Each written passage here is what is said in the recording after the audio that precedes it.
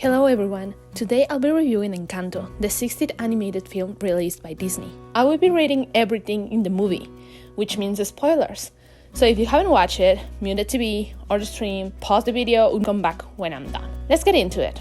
Encanto tells the tale of an extraordinary family, the Madrigals, who live hidden in the mountains of Colombia, in a magical house, in a vibrant town, and in a charmed place called an Encanto. Their Encanto is created after Abuela went through a complicated situation and got a magic candle. The magic of the Encanto has blessed every child in the family with a unique gift, from super strength to the power to heal or even shape-shifting. Every child except one, Mirabel.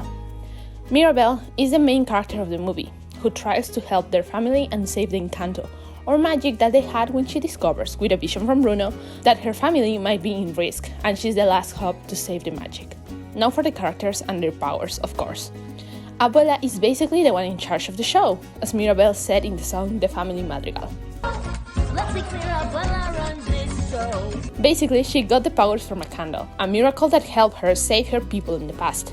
Something that is better explained with Dos Oruguitas, that I will talk about in a bit. She had 3 kids, Pepa, Bruno, and Julieta, each of them with different powers. Pepa controls the weather and got married with Felix. Then they had 3 kids, Dolores, who can hear everything, Camilo, who is a shapeshifter, and Antonio, who at the beginning of the movie doesn't have a gift, but afterwards he got his gift and can talk to the animals. In the case of Julieta, she can heal anyone with the food she makes.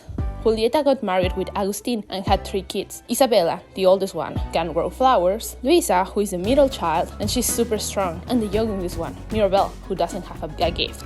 But we're going to talk about her in a minute. And the last one, Bruno. We don't talk about Bruno. I know, but this is my review and I want to talk about him. Bruno can see the future, but one day he disappeared.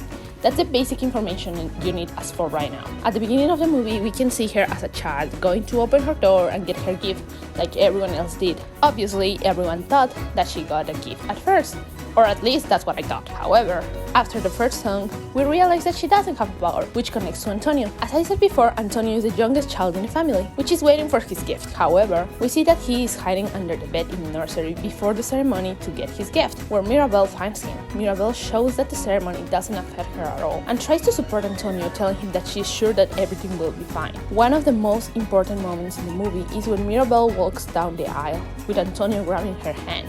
We start to see some kind of flashbacks from Mirabel that explain what happened that day and why the family thinks that the celebration might affect Mirabel and the family. Mirabel was the youngest one before Antonio was born, and the family was afraid that the powers would start to disappear because Mirabel never got one. So when Antonio was born, they had some hope that it was just a mistake. Now, in my opinion, the next couple of minutes after this scene of Mirabel and Antonio walking down the aisle is a great way to show the disappointment she's feeling because she doesn't have powers, and how she begs to be part of the family and be accepted by her abuela. To be honest, I definitely consider myself the biggest hater of abuela. She's so hard on Mirabel, and even with all of their children and grandchildren, wanting them to be perfect and don't make mistakes. I mean, I understand she was going through a lot in her past and she's afraid to lose what she got, something that we realized afterwards during the movie. This is just a theory that I have, and I share with a lot of people who watched the movie. I believe that Mirabel didn't get a gift or superpower because Casita didn't want Mirabel to be controlled by abuela, just like she controls the other members of the family. Lin-Manuel Miranda made it again.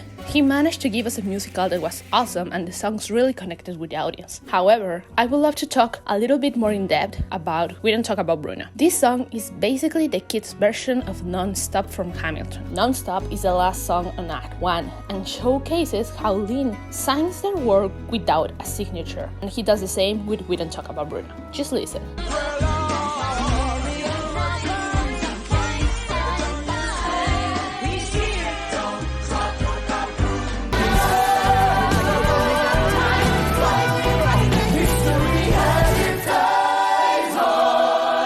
That's basically the signature that he has. However, there is only one song that wasn't sung by the movie actors, Dos Oruguitas by Sebastián Yatra.